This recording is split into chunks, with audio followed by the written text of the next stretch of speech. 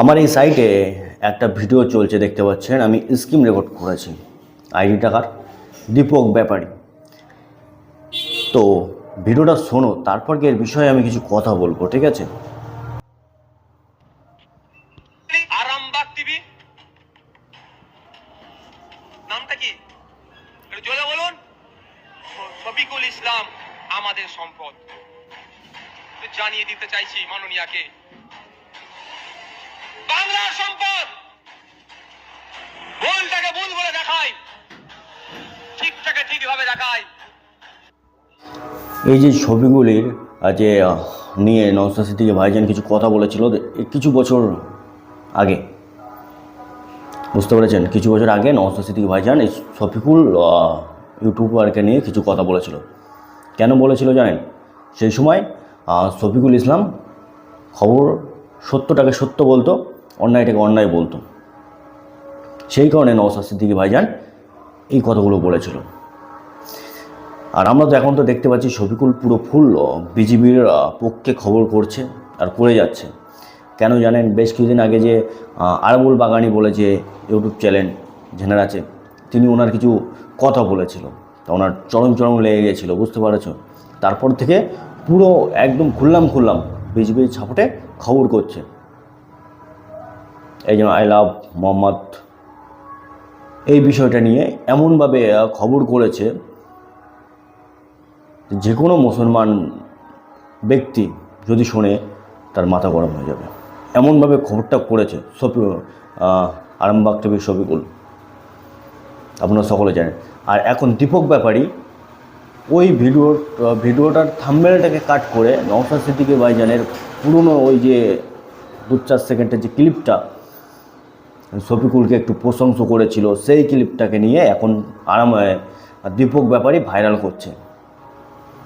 দেখো, নওশাদ সিদ্দিকী শফিকুল সব এক, এরা বিজেপির দালাল। এইভাবে মানুষকে বোঝানো হচ্ছে, বুঝতে পেরেছেন? জানেন, দীপক ব্যাপারীকে কিছুদিন আগে কলমের একটা দারুণ খোঁচা দিয়েছে। ওনার তো রাতের ঘুম হারাম করে দিয়েছে না। এখন তার সেরকম ইউটিউবে এসে ভাট বক্তা আমরা তো দেখছি না, ফেসবুকে এসে ভাট বক্তা তো দেখছি না। এইবার মূলত কি করবে? মূলত এখন নওশাদ সিদ্দিকীর পুরনো ক্লিপ, পুরনো ভিডিও, পুরনো সেসব ডকুমেন্টস, যা যেখানে কানা সাঁচড়া মিথ্যে হওয়ার দোবা আছে, সেইগুলো টেনে তুলে ভাইরাল করবে, বুঝতে পেরেছেন? এখন এর একটাই এজেন্ডা, যারা মানিক ফকির আছে আর দীপক ব্যাপারী, এদের টার্গেট এখন বর্তমানে নওশাদ সিদ্দিকীকে দমন করতে হবে। নওশাদ সিদ্দিকীকে গলা টিপে ধরে ঠেকে রেখে দিতে হবে, যেন আওয়াজ না বের করতে পারে। দেখো, নওশাদ সিদ্দিকী এইটাই বলে রেখেছে, বুঝতে পেরেছেন? এদের মাথা খারাপ হয়ে গেছে কখন থেকে জানেন? শাসক দলের ঘুমড়ে গেছে যখন থেকে নওশাদ সিদ্দিকী ভাইজান অকাপ নিয়ে আন্দোলন করলো কলকাতার বুকে 31-32টা সংগঠনকে নিয়ে। আমি বারবার বলি, তখন থেকে আমাদের সেকেন্ড থেকে এই দুজনকে মাঠে লাভিয়ে দিয়েছে। যা, তোরা নওশাদ সিদ্দিকীর বিরুদ্ধে বল, তোরা নওশাদ সিদ্দিকীর যে কোনো জায়গায় একটা ছোটোখাটো ভুল পেলেই সেটাকে নিয়ে তোরা প্রতিবাদ কর, সেটাকে নিয়ে তোরা মুখ খোল। সে দেখো, নওশাদ সিদ্দিকী এই, নওশাদ সিদ্দিকী ওই, বুঝতে পেরেছেন? এদের মূলত টার্গেট এটাই। তো এই ক্লিপটার উদ্দেশ্য এটাই, ঠিক আছে? যে নওশাদ সিদ্দিকীকে বদনাম করতে হবে। কেন পুরনো এই ক্লিপটা এখন ভাইরাল করাচ্ছে, মানে তাহলে বুঝতে হবে, সাধারণ মানুষও বুঝতে পারছে দীপক ব্যাপারীকে একটা কলমের খোঁচা দিয়েছে, তো মালটার তো সব কিছু সেলটে গেছে।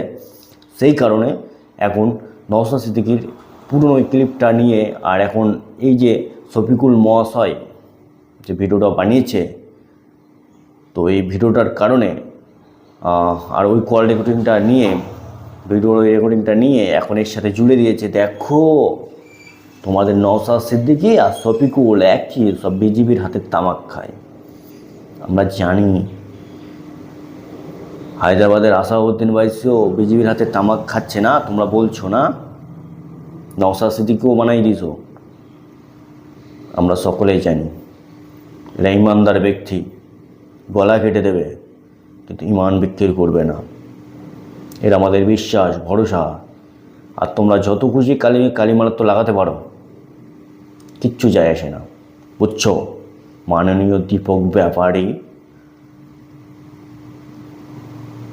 বুঝতে পেরেছেন? তো ভিডিওটা কার কেমন লেগেছে আমি জানি না।